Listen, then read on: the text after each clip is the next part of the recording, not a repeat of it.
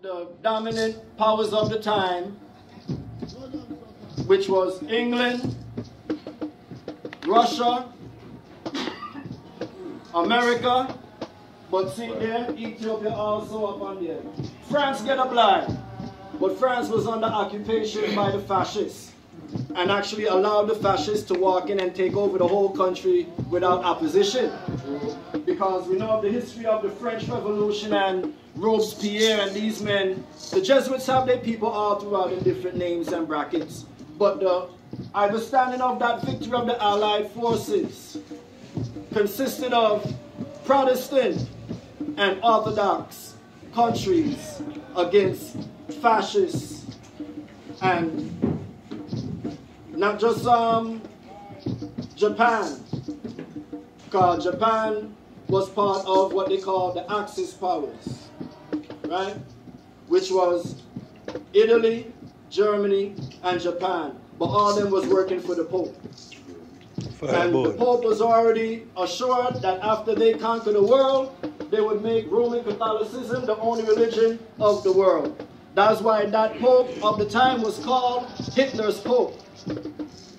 Let it be known that when Victor Emmanuel laid claim to Ethiopia after the occupation, only 2 countries did not recognize that occupation of Victor Emmanuel and Mussolini in Ethiopia.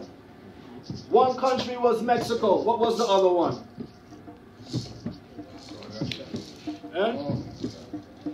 The U.S. The U.S., United States of America. When Her Majesty was in exile and the Axis forces began to take siege in North African countries that predominantly had the oil resources of the time, and these same ones who betrayed him, Pierre Laval, Neville Chamberlain, these men of England and France, had to come and ask Her Majesty for assistance to rally the forces of Africa, because they would not take counsel from these men who they already saw as colonizers throughout the time. His Majesty said they have to correct the first wrong that was committed if they want that assistance.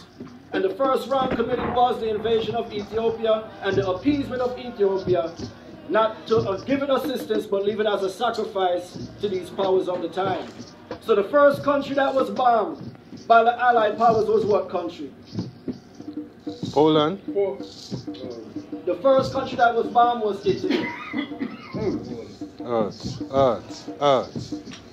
The first country that was bombed was Italy, and not did only America and England bomb Italy, but they bombed the Vatican 2 times. After the Pope put out requests that he knows that they are coming to bomb Italy, so please avoid the Vatican. They bombed it 2 times.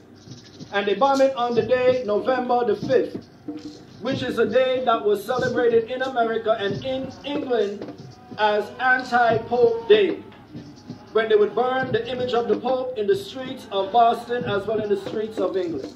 Because being a Protestant country, as England and as America, America was well aware that the Vatican and the Pope is the enemy. But yet you have forces within America, families within America, that are cooperating with these external forces of the Vatican. The Brethren highlighted the fact that Her Majesty granted Ethiopia a constitution, 1930, upon coronation. It was not requested, and as he said to the United States Senate and Congress, they fought for a constitution in America, but he granted one to Ethiopia, no bloodshed, actually bestowing power to the people to help to govern themselves, especially once they get the proper education.